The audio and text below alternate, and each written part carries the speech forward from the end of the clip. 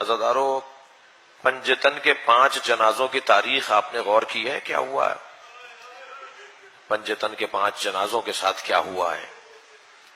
کائنات کے افضل ترین لوگ، جن کی وجہ سے اللہ نے ساری دنیا بنائی ہے، جن کی وجہ سے ہم کھا پی رہے ہیں، جن کی وجہ سے یہ ساری دنیا چل رہی ہے، پنجتن وعالین لوگ، جو حضرت آدم کو سجدہ کرنا ان کے لیے ضروری نہیں تھا، سارے فرشتوں سے کہا سجدہ کرو، اللہ کہہ رہا ہے شیطان سے کیا تو متکبر ہو گیا؟ یا عالین میں سے ہے جو سجدہ نہیں کر رہا؟ عالین کو میں نے نہیں کہا ہے سجدہ کرنے کا، تو کیوں نہیں کر رہا سجدہ؟ وہ عالین لوگ، وہ بڑے لوگ جو اس وقت میں بھی موجود تھے، ان کے جنازوں کے ساتھ کیا ہوا؟ پیغمبر کے جنازے میں 11 افراد ہیں، کوئی نہیں تھا جنازے میں نبی کے، 1 لاکھ سے زیادہ صحابہ مدینے میں تھے، مگر نبی کے جنازے میں 11 افراد ہیں۔ امت کو بڑا اعتراض ہوا کہ علی نے ہمارا انتظار نہیں کیا، بہت شور مچایا، بڑا اعتراض کیا کہ علی نے نبی کے جنازے میں ہمیں نہیں بلایا۔ اس گھر میں 95 یا 75 دن کے بعد ایک اور جنازہ ہوا، وہ جناب فاطمہ زہرا کا جنازہ ہے، 4 آدمی ہیں اس جنازے میں۔ میں اور آپ اپنے عزیزوں کا جنازہ اٹھاتے ہیں تو ہزاروں لوگوں کی شرکت ہوتی ہے، نبی کی اکلوتی بیٹی، کائنات کی مخدومہ، محشر میں خاتون بنے گی، جنت میں جو سب سے پہلے جائے گی، اس کے جنازے میں 4 آدمی شامل ہیں۔ پھر امت کا اعتراض ہوا کہ اہل بیت نے ہمیں جنازے میں نہیں بلایا، تو اس گھر میں تیسرا جنازہ ہوا ہے مولا علی کا، اس میں 2 آدمی شریک ہیں۔ مولا علی کے جنازے پر اہل سنت کے مطابق 2 اور ہمارے مطابق 6 افراد شریک ہیں مولا علی کے جنازے پر۔ اہل بیت کے گھر کا تیسرا جنازہ، حجاج ابن یوسف نے 3000 جگہ قبریں کھدوائی تھی کہ علی کا جنازہ نکال کے لٹکاؤں گا۔ مولا کے جنازے کے ساتھ یہ ہونا تھا، تبھی امام جعفر صادق کے زمانے تک مولا علی کی قبر کا پتہ نہیں تھا۔ امام صادق نے بتایا یہ میرے جد کی قبر ہے۔ یہ جنازہ کا حال دیکھ رہے ہیں آپ، کیا ہو رہا ہے ان جنازوں کے ساتھ۔ تیسرا جنازہ مولا علی کا تھا، جو امت نے یہ انداز اپنایا۔ جی بڑا اعتراض تھا، اہل بیت ہمیں جنازوں میں نہیں بلاتے، اہل بیت کے جنازے اوپر کاندھا ہمت نہیں دیتی۔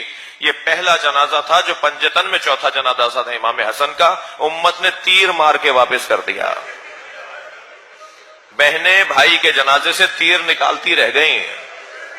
یہ پہلا پنجتن کا جنازہ تھا جو امت کے کاندھوں پر دیا گیا تھا، اور اہل بیت کا 5واں جنازہ اور امت کے کاندھوں پہ دوسرا جنازہ وہ حسین کا جنازہ ہے۔ گھوڑے دوڑا دیے حسین پر، اور ایسے گھوڑے دوڑے ہیں کہ بہن بھائی کا لاشا نہیں پہچان سکی۔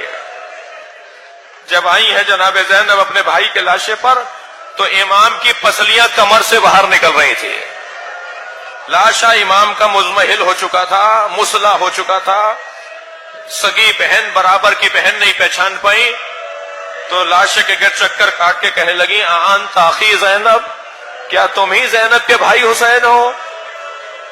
اور پھر مدینے کا رخ کر کے نانا کو سلام کر کے کہا نانا یہ آپ کا حسین ہے۔ اور اس کے بعد میری بیوی نے لاشے کے گرد چکر کاٹے۔ امام سجاد نے پوچھا پھوپھی اماں کیا دیکھ رہی ہیں؟ فرمان لگی سالم جگہ دیکھ رہی ہوں جہاں بوسہ لے سکوں۔ مگر جناب زینب کو امام حسین کے بدن پہ سالم جگہ دکھائی نہ دی، تو کٹی ہوئی رگوں پر لب رکھ دی ہے میری بیوی نے، کٹے ہوئے گلے پر بوسہ لے کر۔ پھر ایک مرتبہ امام سجاد سے کہا بیٹا میں جہاں بوسہ لے رہی ہوں وہاں کسی نے بوسہ نہیں لیا۔ ایک روایت اور سن لیجئے، آپ کی آنکھوں میں آنسو ہیں۔ میری بیوی پھر اپنے بھائی کے برابر میں بیٹھ گئیں اور رونے لگیں، آنسوؤں سے رونے لگیں۔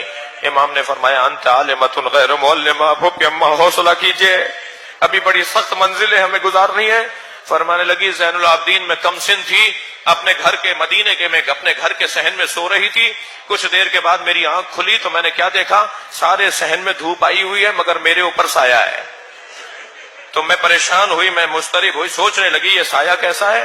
تو میں نے کروٹ لے کر پہلو بدل کے جب دیکھا تو یہی بھائی تھا جو چادر پکڑے کھڑا تھا کہ کہیں میری بہن زینب پر دھوپ نہ آ جائے۔ اب بتاؤ میں کہاں صبر کروں، میرے سر پر چادر نہیں ہے، بھائی کے بدن پہ دھوپ آ گئی ہے، کوئی نہیں ہے جو زہرا کے لال کے بدن پر کپڑا ڈالے۔